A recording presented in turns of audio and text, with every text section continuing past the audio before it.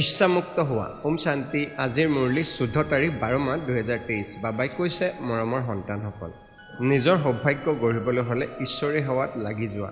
মাতা আৰু কন্যাসকল পিতাৰ প্ৰতি উৎসৰ্গিত হৈ যাবলৈ উত্তাৱল হ'ব লাগে। শিৱশক্তিসকলে পিতাৰ নাম উজ্জ্বল কৰিব পাৰে। প্ৰশ্ন, সকলো কন্যাক পিতাই কোনটো শুভৰাই দিয়ে?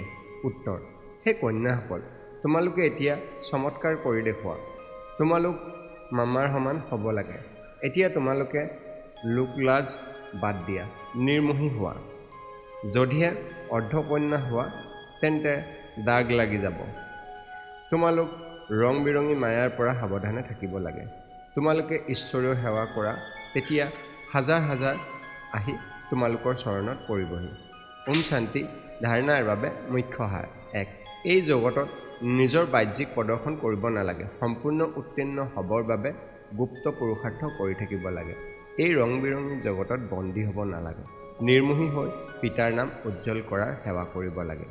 সকলোৰে সৌভাগ্য যোগাই তুলিব লাগে। বৰদান, দিলাৰাম পিতাৰ স্মৃতিৰে তিনিওকালৰ শুভ কৰি তোলোতা, ইচ্ছামুক্ত হোৱা। শ্লোগান, সংস্কাৰবোৰ এনেকুৱা শীতল কৰি তোলা যাতে চতুৰ্থাস বা কৰ্তৃত্ব খটোৱাৰ সংস্কাৰ প্ৰকটে নহয়। ওম শান্তি।